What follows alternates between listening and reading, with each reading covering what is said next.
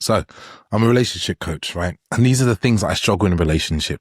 You might be thinking, you're a relationship coach, your relationship should be perfect. I should have everything figured out, right? Well, that's a bit simplistic. I'm still a human being.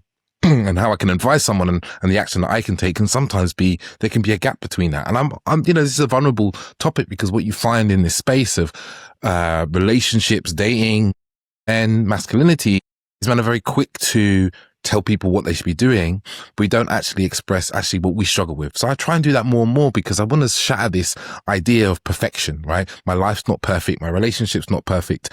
I'm a human being just like you. So I want to tell you some things, right? And I've helped countless men get into healthy, loving relationships, improve their sex lives, get out of sexless marriages, end marriages that are abusive. Some of my clients have gone on to get married. I've helped men become more confident, more self-expressed, happier, more trusting in themselves, right? But I still have my own struggles, right? So I want to talk about these in this episode. And I think this kind of breaks the mold, like I said, of most people that talk in this space. Most of the men are in the kind of space that I'm in, especially men and women as well. We're talking about our own struggles, especially men. I've noticed we do this. We won't talk about our struggles, become expert in something and then pretend that everything is perfect, right? And then, we see some people are relationship experts and then their relationships break down. And we're like, well, you're a relationship expert, should have been all perfect. And I just want to shatter that. And I said that twice now. So what do I struggle with? I think some of the things I have to say is that my life has become infinitely more difficult. Relationship has become more difficult since I had a child. And as much as people tell you life's going to be harder, I went to antenatal classes like many people do, and they tell you that things will be harder. You don't realize it until it happens. A lot of these have been really, I've noticed even more in the last kind of 18 months, right? Since little Bjorn's been born, how these things become more difficult to deal with and to bring forward, right? And how they show up in my relationship. So the first one I'm going to tell you about is I sometimes get overwhelmed with my own emotions, right? And I go into overworking, shutdown, problem solving, right?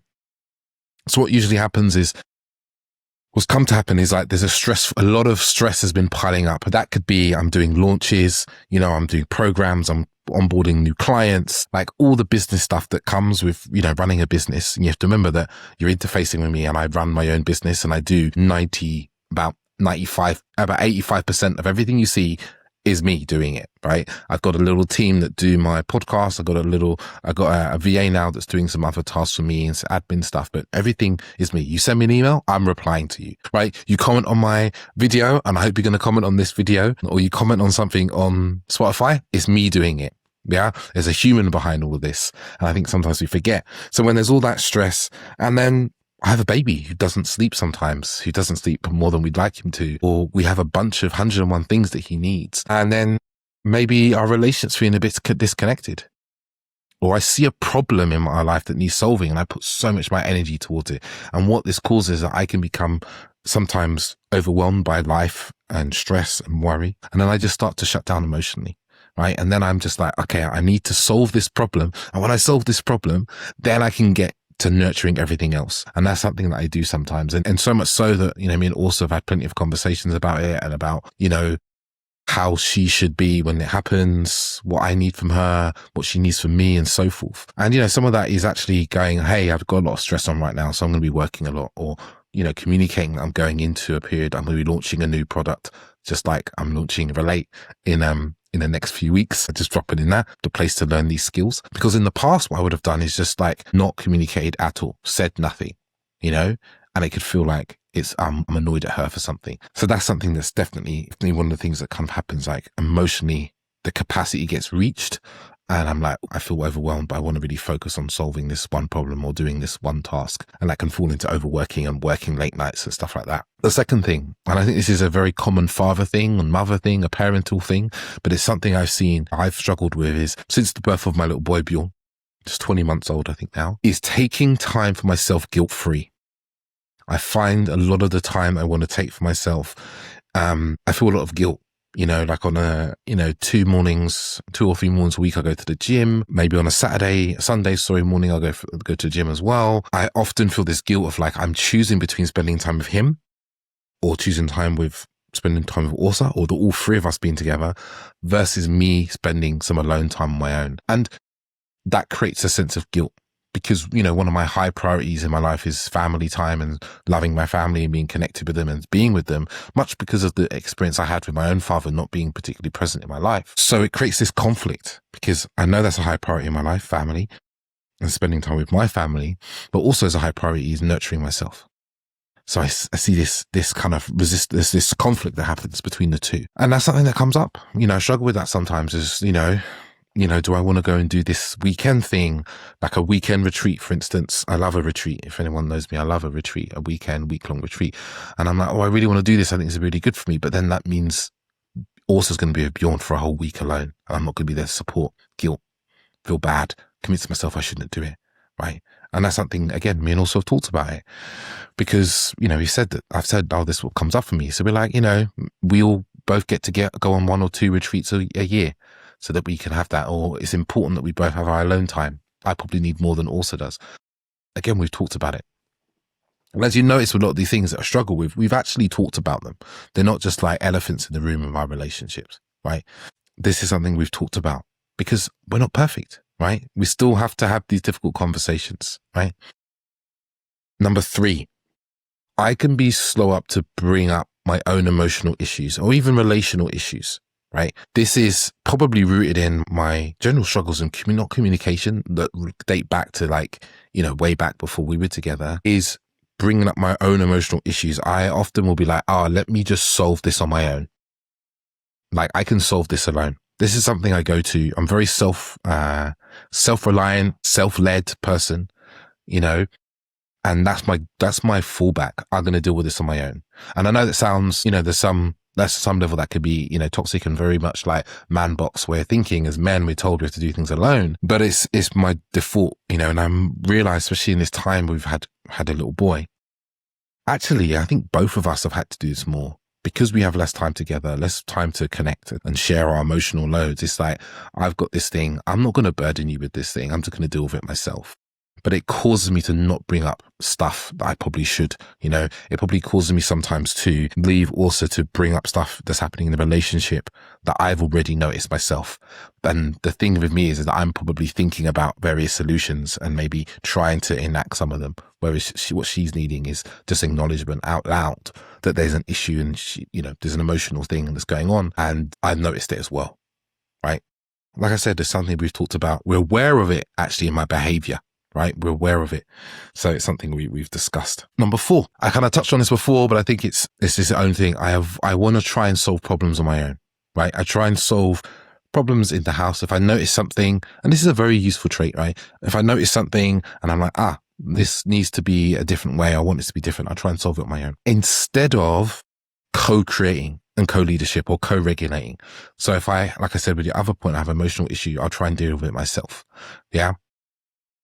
And this all comes down to this, 3 and 4 very close. Because I don't want to burden someone else. I had this story that often pops up is like, you're putting burden onto someone else, expecting them to kind of be there for you emotionally. I'm much better at this than I was in the past.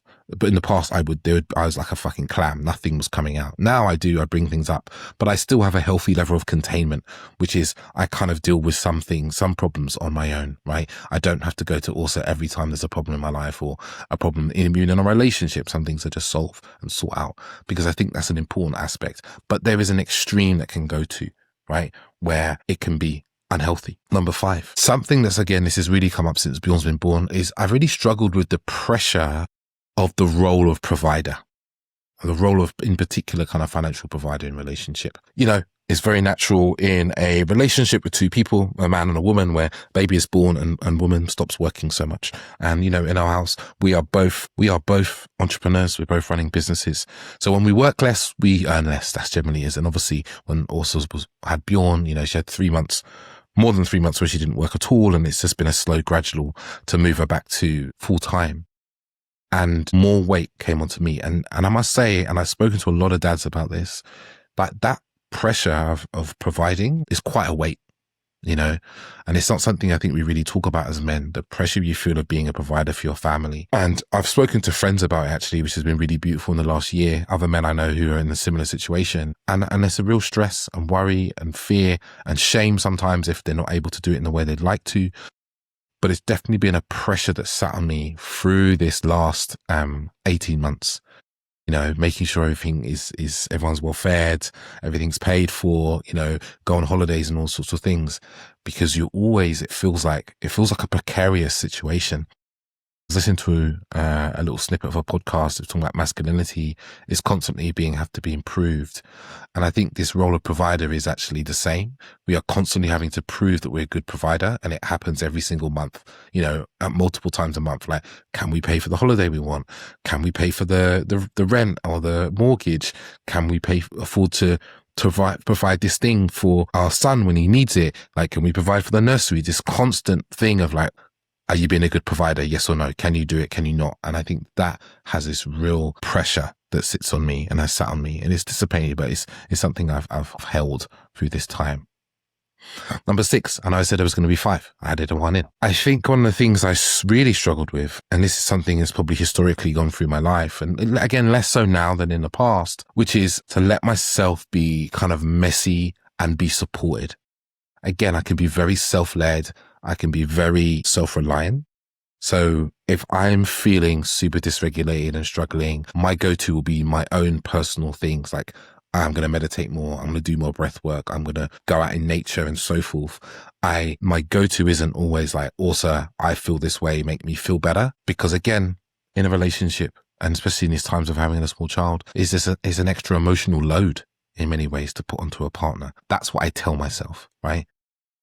And this kind of goes hand in hand with something I can sometimes feel in this kind of like my old avoidant brain tells me is like, there's no point telling her how you feel. It doesn't make anything better. It doesn't solve the problem, which I know isn't true, but something that I tell myself sometimes that happens in my mind. And it can just mean that, I have to shoulder burden disproportionately on myself, instead of sharing that or being supported or asking for what I need. And as you see, right, all these things I mentioned here, it's just part of relating. And the key thing here, right, when you have these sorts of struggles I'm talking about, is awareness. I'm aware of them. I'm aware when they're happening. I have communication structures in place with my partner to talk about them.